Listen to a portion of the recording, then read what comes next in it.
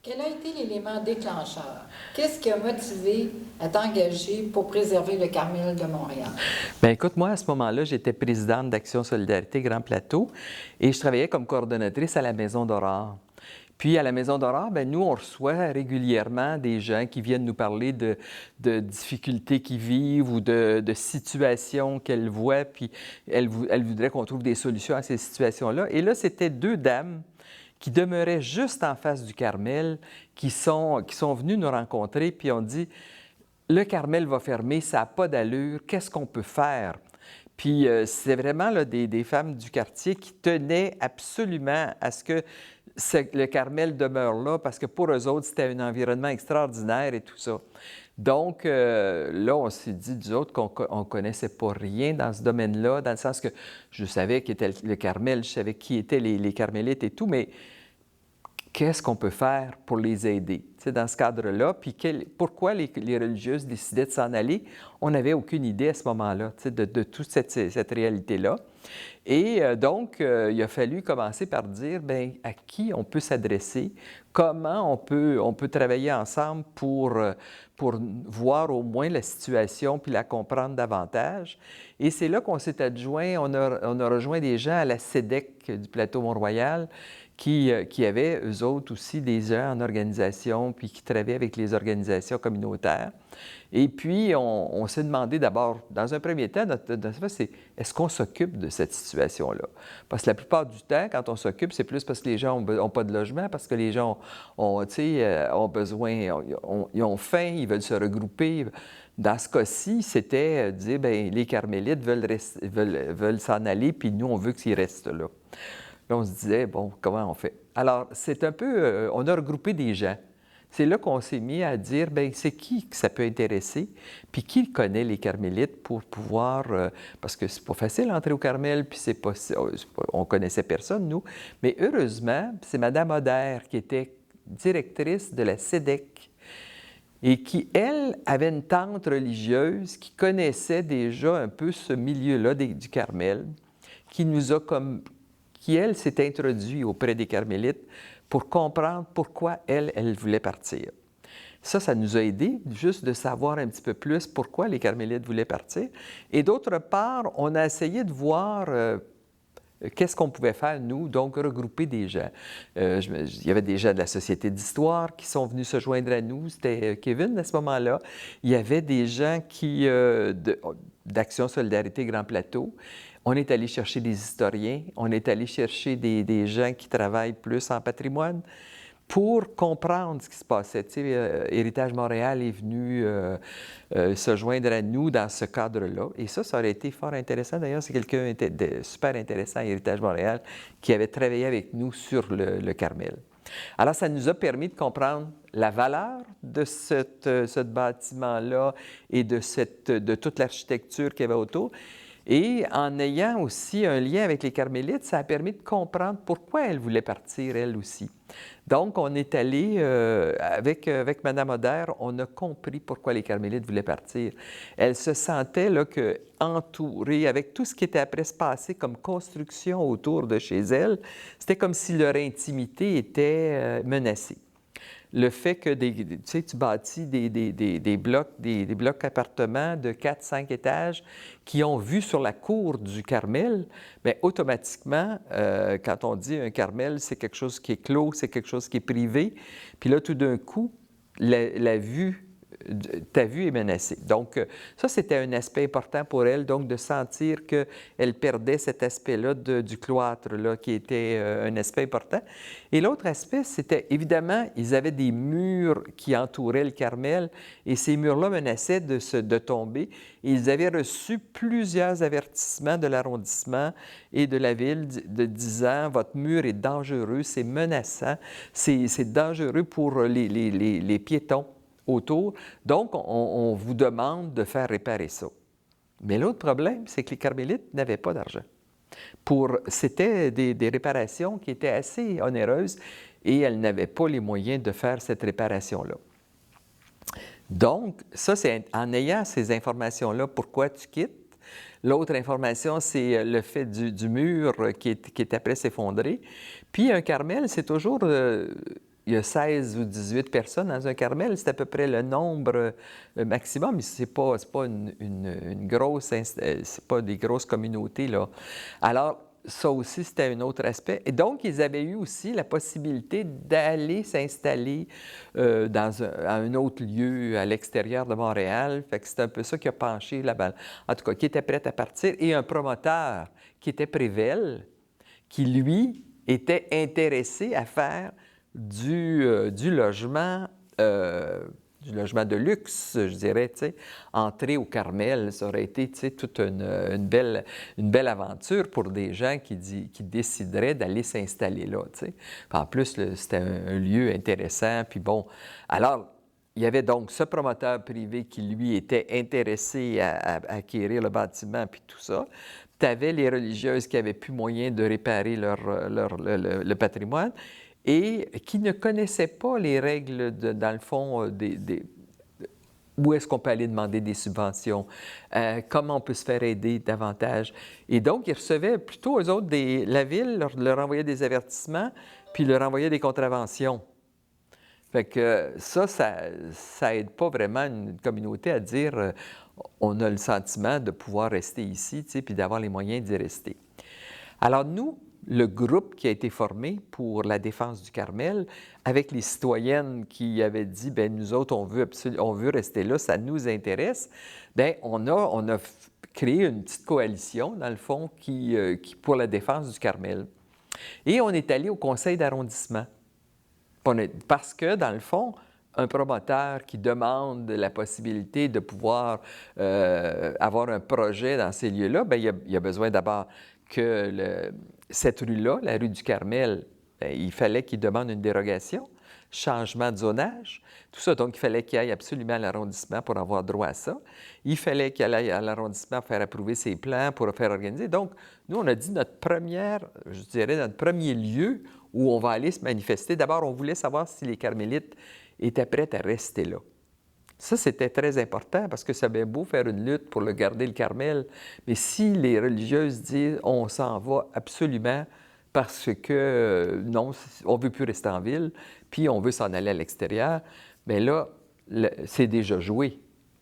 Puis on comprenait que là, ça ne servait à rien de se battre.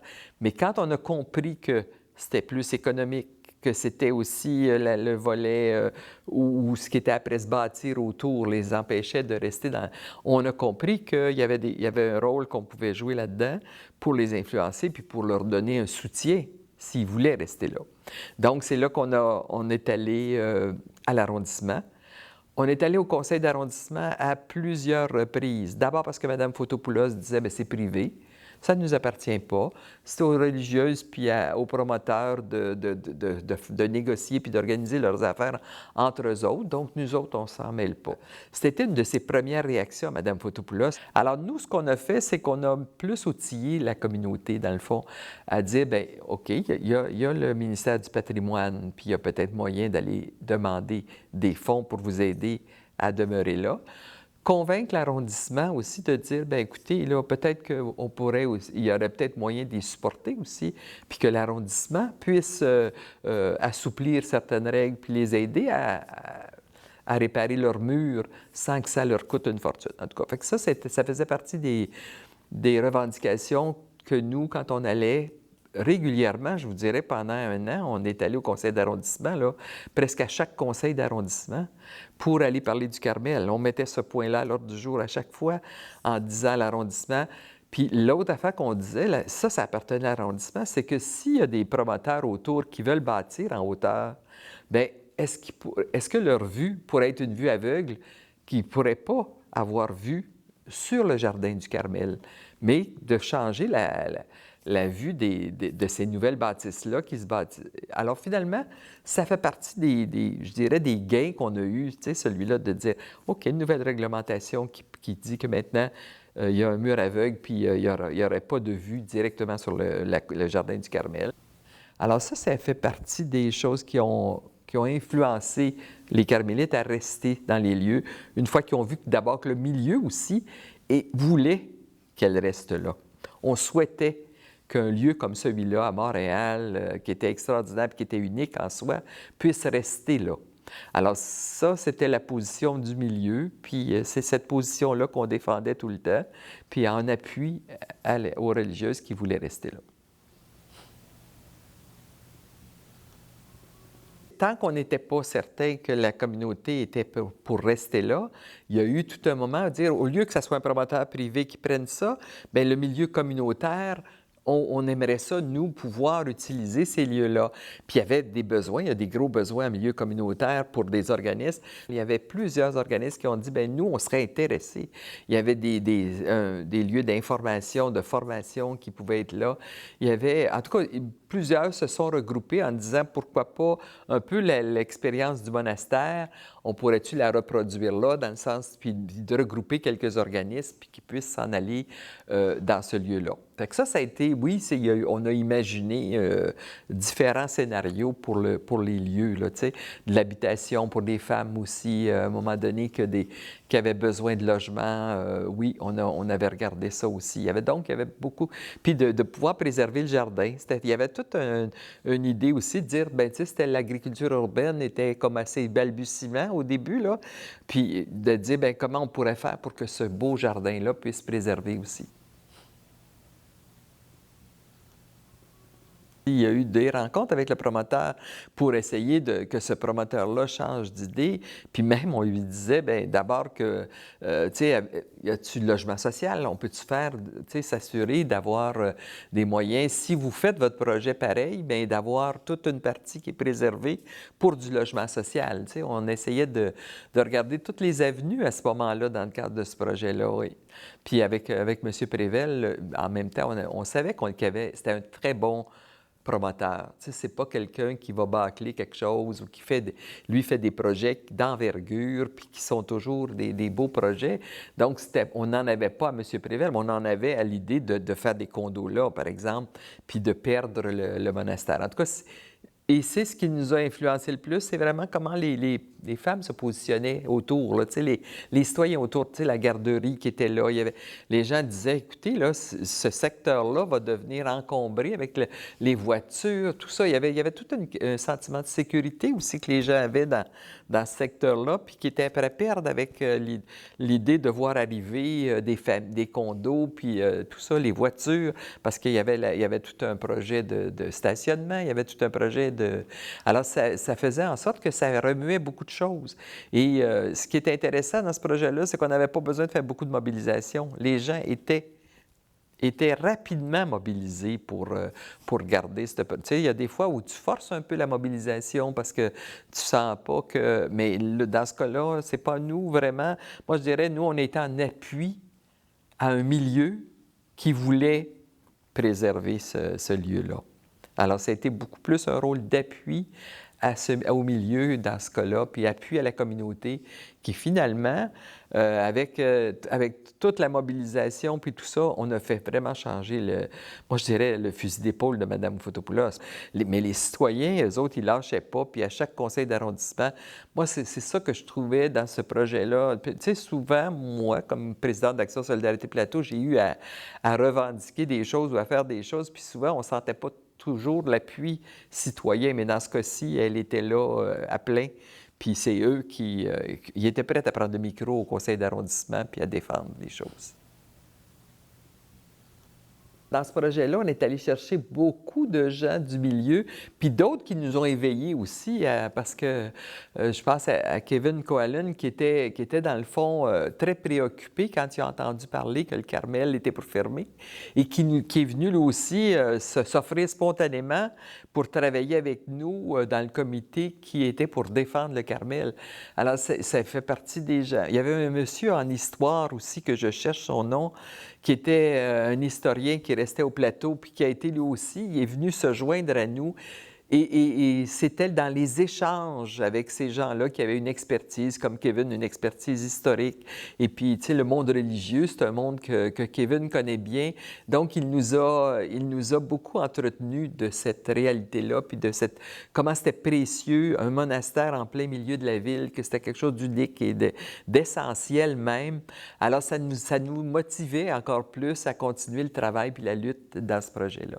Donc, ça a été précieux, la collaboration l'éducation de Kevin et l'information qu'il nous transmettait aussi pour mieux comprendre la valeur de ce qui était là, puis de comment on pouvait préserver ça. Et le fait qu'un promoteur puisse avoir la possibilité de faire disparaître ça, là, c'était inacceptable pour lui. Les religieuses, c'est sûr que quand elles avaient décidé de quitter, elles avaient un plan B qui était à Lanoraie, qui avait un promoteur, en tout cas, ils avaient fait une offre d'achat sur une ferme à Lanoraie où ils auraient bâti un nouveau lieu de vie et de prière pour elles. Puis, je pense que tout ça a tombé à l'eau, mais le plus important de tout ça, c'est que pour les religieuses, une chose, oui, c'est sûr que le projet puis le lieu où ils avaient décidé de s'en aller n'a pas nécessairement fonctionné comme ils avaient rêvé que ça allait fonctionner, mais ce qui les a motivés à rester encore plus, c'est l'appui des citoyens. C'est de voir comment le milieu tenait à ce qu'elle demeure là. Moi, je pense que, tu sais, il y a des gens qui allaient à la chapelle, hein, leur chapelle tout de même, il y a des gens qui célébraient là à tous les jours ou à toutes les fins de semaine, et ils ont senti que le milieu les voulait là aussi. Et ça les a aidés à... Puis de sentir qu'on était prêt à les appuyer sur leurs demandes au patrimoine, sur leurs demandes à l'arrondissement. Et ça, là, ça a été, je pense, déclencheur dans le choix de rester. Il y avait deux choix dans le fond de rester. C'était le bon, oui, d'une part, elles n'ont pas pu obtenir leur terrain, mais je pense qu'elles auraient continué des démarches à l'extérieur si elles n'avaient pas senti que le milieu était là pour appuyer et soutenir. Il y a les organismes là, qui avaient participé à l'appel de projet et ceux qui avaient gagné, là, ceux qui avaient été choisis d'une part. Comment c'était la réaction de... La maison Robac, Madame, oui, c'est ça, Léa Robac. Cette maison-là, eux autres, c'est plusieurs organismes qui sont regroupés dans cette maison-là et ça faisait longtemps, elles avaient dans le Vieux-Montréal un espace, mais elles avaient besoin de changer de place, d'agrandir leurs espaces et tout ça. Et ça répondait à plein des critères qu'elles avaient pour du logement pour les femmes, pour les organismes qui travaillent avec elles en lien. Donc, elles ont été très déçues, c'est certain, mais en même temps, heureuses d'une certaine façon, parce qu'elles-mêmes comprenaient très bien, tu sais, comment la valeur que ça avait, puis comment c'était important. Cette chose-là. Donc, moi, d'un côté, j'ai senti que, oui, il y a eu une déception, mais en même temps, ils comprenaient bien que l'issue qu'il y avait, c'était peut-être le meilleur pour le secteur. Est-ce que tu peux me raconter un moment marquant, là, quelque chose qui t'a vraiment touché? Bien, moi, c'est les citoyens de ce secteur-là. C'est tout leur appui au projet. Moi, quand je sens que le milieu se mobilise autour d'une lutte, puis qu'il y croit vraiment, ça, c'était important. Le fait aussi que spontanément, je dirais, plusieurs organismes se mettent ensemble. Tu sais, la CEDEC qui dit « Je dégage des ressources », nous autres, Action Solidarité Plateau, la Société d'histoire, il y a eu des gens aussi, Héritage Montréal. Quand on faisait appel, on avait des gens qui venaient spontanément se joindre à nous autour de la table. Donc, d'avoir cette réponse positive pour aller chercher l'expertise dont on avait besoin pour mieux comprendre puis mieux saisir les enjeux qu'il y avait autour de ça, ça, c'était pour moi très précieux quand tu fais une expérience d'organisation communautaire puis qu'elle est positive, bien, c'est très motivant. Puis c'est très... tu sais, ça nous aide aussi pour d'autres luttes qu'on veut mener après ça. Tu sais, de dire, OK, il y a des conditions gagnantes dans une lutte. Tu sais, il y a la recherche importante, il y a la connaissance du milieu, il y a mettre le monde ensemble. Puis dans ce cas-ci, c'est... Bon, évidemment, la Providence s'en est mêlée avec le fait qu'elles n'ont pas pu aller là-bas, j'imagine. Mais je pense que, comme je dis, Mme Oder, qui était la directrice de la CEDEC à ce moment-là aussi, a aidé le fait qu'elle avait un lien avec la communauté, puis qu'ils ont senti... Et eux autres, ils ont été très reconnaissantes, finalement, les religieuses, à la fin de ça, en disant « Nous ne connaissions pas le milieu. » Puis, parce que ça vit cloîtré, donc ça vivait en vase clos. Puis là, tout d'un coup, de découvrir une communauté, un milieu qui est motivé puis qui se lève pour les appuyer, ça les a énormément touchés, puis donc ça nous touchait en même temps. Donc moi, c'est l'expérience en elle-même qui m'a beaucoup marqué. Puis, qu'est-ce que tu aimerais que les générations actuelles et futures là, retiennent de votre implication puis de l'action citoyenne? Bien, moi, cet aspect-là, justement, que comment on peut, quand des citoyens nomment des choses, on le fait un peu pour une autre expérience. Je vais juste vite là, pour dire un peu cet aspect-là, pourquoi on peut retenir ça pour d'autres projets. L'apaisement de circulation au plateau Mont-Royal. Vous vous souvenez, hein, dans les premières années au plateau Mont-Royal, ça allait assez rapidement. Les gens, 40, 45 km/h, même 60 dans certaines artères et tout ça. Et les citoyens disaient comment... Mais c'était toujours par petits bouts de rue. Je dirais, tu sais, exemple, la rue Hutchison, la rue Rester ou une autre rue, chacun allait se plaindre au conseil d'arrondissement, mais chacun y allait tout seul. Puis là, tout d'un coup, on s'aperçoit, nous, à la Maison d'Aurore, qu'il y a 12 rues différentes, puis il y a 12 comités de citoyens différents qui se plaignent de la même réalité. Puis là, à partir des expériences comme le Cavon, on s'est dit, bien, on va regrouper ces gens-là, on va travailler ensemble sur l'apaisement de circulation, parce que, dans le fond, le même problème se vit à l'ensemble. Et là, encore une fois, on a eu des résultats parce qu'il y avait des citoyens mobilisés. Alors moi, je pense que c'est quand on écoute, on est très à l'écoute des citoyens puis de leurs besoins et qu'ils savent ce qui est bon pour le milieu, puis qu'on peut réussir à faire des choses, puis d'aller s'entourer d'experts. Ça, pour moi, c'était un élément très important, des gens qui connaissent la situation. Tu sais, j'ai beau être une bonne organisatrice communautaire, mais si je n'ai pas les connaissances qui vont avec, je ne réussirai pas à faire aboutir ou à faire advenir le projet. Mais si on est bien entouré, si on va chercher les expertises dont on a besoin, si les citoyens sont mobilisés autour du projet et si on a les moyens d'agir, puis qu'on s'adresse au bon... tu sais, quand il faut aller au conseil d'arrondissement, c'est pas parce qu'on a reçu un non qu'il faut arrêter. Le non, la première fois, c'est parce qu'il y a des intérêts autres qui jouent contre nous. Puis il faut savoir lesquels, puis savoir les contrer, puis pouvoir, après ça, une fois qu'on a mieux compris les enjeux, être capable de mieux présenter nos dossiers, puis être capable, après ça, d'y aller, d'être tenace. Ça, la ténacité dans ce projet-là, ça en a pris beaucoup. Beaucoup pour convaincre, puis pour faire en sorte que le milieu se... Et ça, je pense que pour toutes les générations, pour tous les gens qui travaillent dans ce domaine-là de l'organisation communautaire, c'est ça qui est important. Mettre les forces vives ensemble, les expertises autour, puis ne pas accepter un non. Y croire.